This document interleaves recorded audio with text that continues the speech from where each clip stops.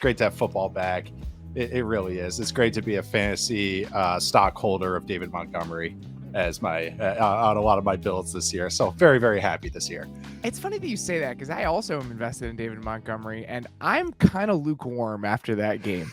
I'm a little bit worried about his just pop in the running game and what that means for the Lions rushing game. You know, like 4 yards, 3 to 4 yards. I'd be happy with 4 yards, and we'll talk about that and the Lions rushing efficiency as part of this larger conversation. But where do you want to start this whole thing? Because there are a bunch of different directions we could take this thing. Well, first off, hats off to the Lions. I mean, they were, outside of one curious fourth down decision, were aggressors during a lot of this game as far as play calling on both sides of the ball. They felt like they were dictating a lot. Just coverage on the defensive side that felt like they were very aggressive, just even play style, maybe not even play calls, but play style. And offensively, I mean, they were the aggressors, the fake punt early on their own territory, and just having a lot of confidence in what they're calling. Did it always work? No, but I did feel like that the Lions did feel like that they always had a good answer for what was unfolding. So hats off to them. They just beat the defending Super Bowl champs. Yes, missing pieces, but the defending Super Bowl champs, Patrick Mahomes at Kansas City. Like, great win for them. Surprised by Dan Campbell's decision to punt on that 4th and 3 at the 40-yard line, just out of character for him. He got bailed out a little bit because Andy Reid decided to kick 2 field goals on 4th and short that ultimately ended up having a huge role in the Lions winning this game. It's funny, win or lose. Let's say Mahomes goes down. Let's say that hold doesn't get called and Sky Moore catches that ball, or Tony catches one of the ones he drops, and the Chiefs kick a field goal and win the game. I would feel no differently about the Lions than I do in this moment. Right. And the team that they were tonight is kind of the team I anticipated them being coming into this season. Offensively, there's some nice stuff. The diversity in the running game is there. That David Montgomery touchdown is a beautifully blocked nice trap play where you have Jonah Jackson coming across, counter, whatever, gap scheme run, where you have Jonah Jackson coming across, Sam LaPorta kicks it out. It's gorgeous. They have several of those. That big 3rd and 12 completion to Josh Reynolds, that's a play they ran a million different times on 3rd and long last year. Those in breakers, Goff throws them beautifully. The first touchdown to Amon-Ra St. Brown. They have a stack on the left side. They create separation for him. The pocket is beautiful. 2 concerns. 1, they need another pass catcher. Just point blank. You saw some of those high leverage moments. It was one of the things we talked about coming into the season, is that we just thought they needed one more threat in the receiving game. Obviously, Jameson Williams is suspended, but I mean, not just a burner, just like one more playmaker in the pass catching game. And I thought that showed up a lot tonight. Marvin Jones got a lot of work. And then the other thing is, like, I'm a little bit worried about what Montgomery gives them as a runner, just in terms of like pop and efficiency. But overall, and then you go to defense, the defense played hard, like you said. Stylistically, I thought that they just felt a little bit different than they did for the early part of last year. Hutchinson looks like an absolute star. He looked awesome. And I wish they had one more consistent presence on the edge. James Houston is like a nice kind of spot piece. But so everything I thought about the Lions coming into the season, they showed me tonight, which was honestly kind of comforting. It's the Nate Diaz. I'm not surprised. Like, that's exactly how they played. Even how Jahmyr Gibbs got used. This is what sprinkling him in, but then never on 3rd down because they don't trust him in protection yet. That was very telling that Montgomery was in there because of protection on 3rd down. And Collinsworth actually got after him about bouncing on that counter run, and then that he should turn. But like, I was actually, hey, Collinsworth, nice job actually there, because that's actually true. That was, and those are the concerns with Gibbs. But then you just see the juice, and you're like, okay, he's going to get his 12+ touches a game because he deserves them. He's exciting. But I thought it was some designs by Ben Johnson were great.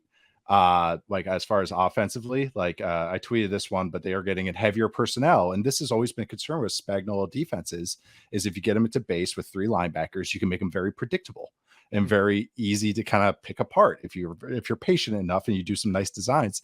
And he would get in like 21 with a fullback and put the tight end as the number 1 receiver on the outside, and then put St. Brown in the slot. And you're only getting 5-6 yard gains, but it's like he's working for those. So it was kind of cool to see him trying to manufacture these yards, but it's it's a lot of heavy lifting. You got to be very efficient throwing the balls. And especially if you're trying to beat zone coverage over and over, it has to be into zone coverage over and over. That's tight spaces over and over and over with not a lot of yards after the catch from the receivers. Josh Reynolds at first was like, man, he was looking rough. And then he had those 2 big plays late that was kind of okay. But early on, but what you're saying, it was like, if you're living outside of, or you're living outside of Amon-Ra St. Brown and the 2 rookies, it's Marvin Jones getting 20, 30 snaps on big plays, getting screen balls thrown to him on third downs. It's like, that's a little dicey. So like you said, it's not anything different than how I expected, but just seeing it in practice, it was kind of like, yeah, okay, you can see the positives of this. There's some great design, some good O-line play, but then you see the negatives and not having maybe that extra juice that they need. It was very comforting. It really was. And one of the stats I thought was particularly telling. This is True Media, which can take a second to upload and kind of normalize after a game. But it says that Goff was 4 of 7 for 72 yards on play action today. So 10.3 yards per attempt, and just an absurd EPA for dropback on play action. When you could feel it when they just throw those play action shots over the middle of the field, like he looks damn good doing that. It does. It was stat I came across going into this game was Goff was like worse than Kenny Pickett when he was pressured, but then he is like the 6th best quarterback when he's not pressured, like over the last couple of years. And I'm just no offense to Kenny Pickett, but he was a rookie last year.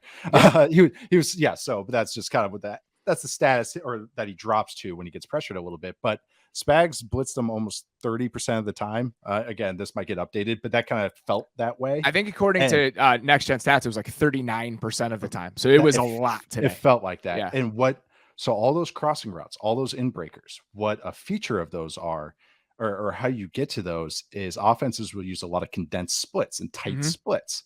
And Spags was playing that into his own favor and bringing all the Snead blitzes and the corner blitzes over and over. They highlighted it a couple times. They brought that at least 4, 5, 6 times. And that's because you can hide it better when it's condensed. So I actually thought that was pretty good. And it was working for a little bit. They were causing some chaos on a couple drives. And then they got gashed a little bit on it. Goff hung in there. He got smacked and he got the 1 ball away. Like that was like, they got him a couple times, but that's the gash or be gash world that you have to live in when Chris Jones isn't playing.